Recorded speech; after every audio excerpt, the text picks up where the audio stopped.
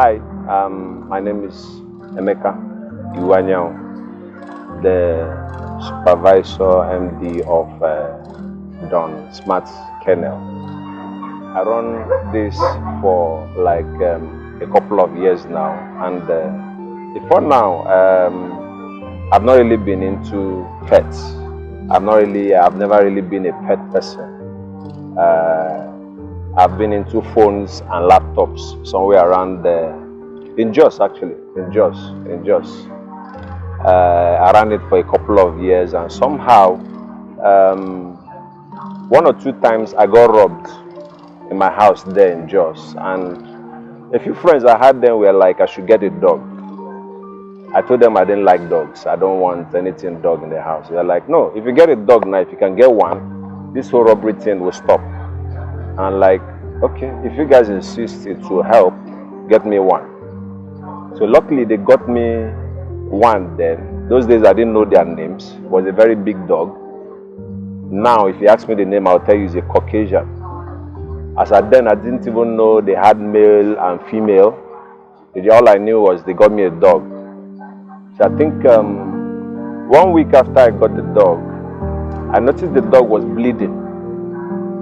I had to call the guy who got me the dog, and I'm like, this dog you gave me is bleeding. And he said the dog is on heat. I said, what do you mean by heat? He said, yeah, it means he needs a male.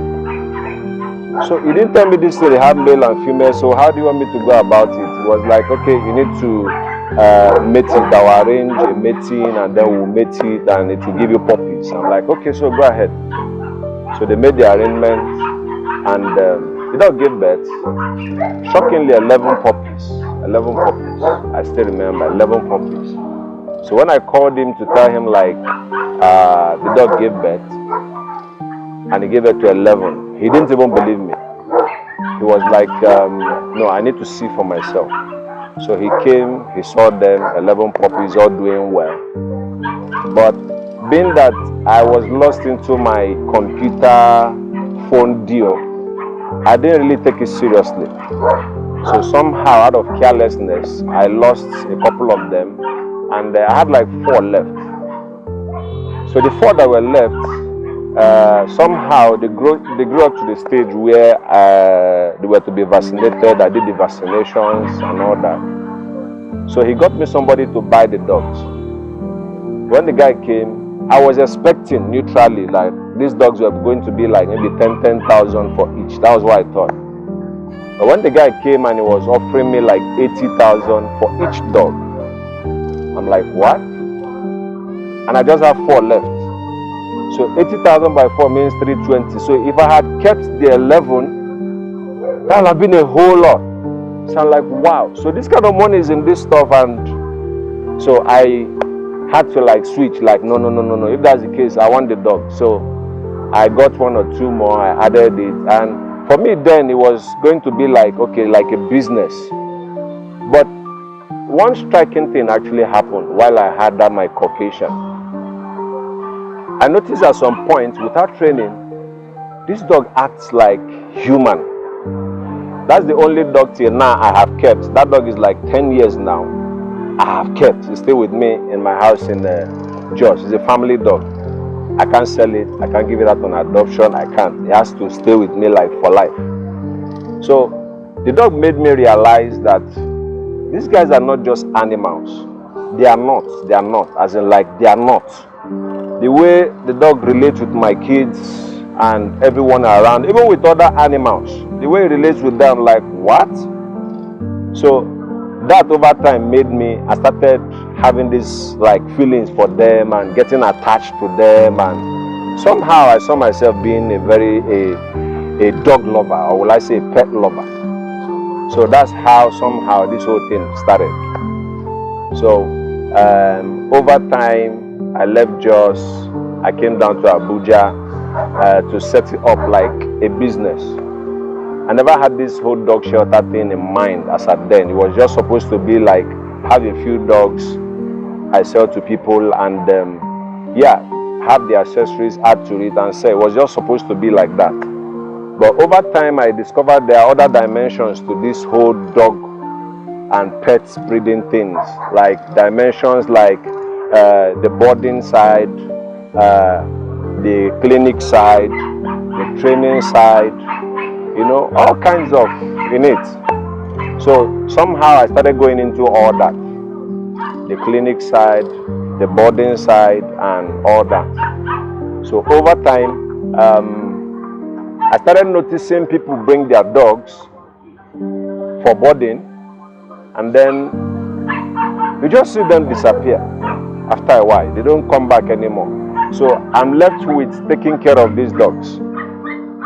I've taken care of some of them for like 2 years, for like 3 years on my own. I've been doing the funding and taking care of them because somehow I've grown attached to them. So when I see them, I don't really see them as dogs. I see them like another human, sort of. So I just felt, okay, I can be doing it since somehow God is providing the funds, so I can take care of them. But you see now, their numbers are increasing. Before the numbers started increasing, I was giving out some on adoption. I've given out a few of them and it didn't turn out right, because eventually most of the people I give these pets to don't really treat them the way I treat them. Some come up with the stories like the dog died or the pet died. Some just, you know, like that. It has not been smooth.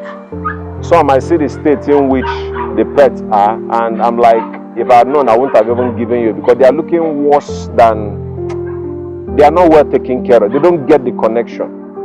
So, and I think what some do is, sorry to say, I have a problem with people who eat dog. Like, seriously, I do. You can do your thing fine, but I had a personal problem with that. So, when I got to hear that, what some people do is, they collect this dog from you and they go and eat it. Man, that was crazy, like crazy. So I'm like, no, if that's the case, I'm not giving up. Let me just take care of them the much I can. Since I run a pet mat and a pet shelter, maybe my proceed from my pet mat, I can be using it to do their funding or their feeding, which I've been doing. But you see, as at December last year, I'm just getting to realize I'm having over 72 dogs I feed daily. 72. I have this here in Abuja. I have a pet, another pet farm in Jos. So in all, I'm discovering I'm feeding about 72 dogs daily, comprising Caucasians, German Shepherd, Rottweiler, Great Dane. I have almost all the breeds, Cane Corso, name it, I have them.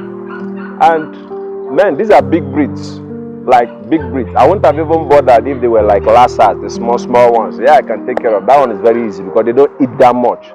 But you see, for these big shots, man, they eat a whole lot. They eat a whole lot. So somehow it's been a little bit rough, and considering the situation of the country now, where yeah, it's been tough, like very tough. I mean, I'm a family man. I've got kids, I've got bills to take care of, I have 1 or 2 things to take care of, aside from all this. So I just need to improvise somehow. So right now what I'm trying to do is, I'm trying to like solicit for the support of pet lovers. You are out there and you really love these pets the way I love them, and somehow you feel you can handle 1 or 2. Yeah, of course, genuinely, not like you trying to use it to do business or something. No, I am not up for that, not for business, not to be sold. You can take care of them, you can, yeah, feel free, you can walk into the farm and pick 1 or 2. But if you can't, basically what we need here is just their food, like their food. I need their food, I need people who can help us walk the dog. Like, this is a very big farm. So we need people who can help us walk the dog, take them out, because they need to be going out. We have a whole lot of them most times caged in the cage, which is not supposed to, because they need to be walking. They need exercise too. So we need volunteers who can come up and help us with walking them around the farm here. You are free, just come in, we give you the pet, you walk around, you bring them back, put in the cage, just stay with them as much as you can. Then, yeah, as you're coming, you have maybe leftover foods, you can bring. Yeah, we need that. And if for some reason you feel, yeah, you can't really do food, yeah, we are open to any little assistance you can give us in form of funds. We don't mind. You can send that across so we can be able to take care of these dogs. Apart from feeding, there are medicals. We need vets. We need vets to help us out because, I mean, 72 dogs, vaccinating them alone, I mean, that's a whole lot. Feeding them is a whole lot. Running checkup and all sorts on them is a whole lot. What we do lately now is, even if we have any of them give back, we give out their pets, I mean their pups on adoption. Come and pick up. You can pick one, and you know, that's what we basically do. Not like we sell them per se. No, you can pick up, you can have, because selling sometimes the headache related to it too is on its own. But basically what we need here is just your support. Come in, you can adopt one, be taking care of them. You can send us the food, especially the food, because they eat daily. They eat daily, like whether you like it or not, they eat daily. So we need a lot of support on that.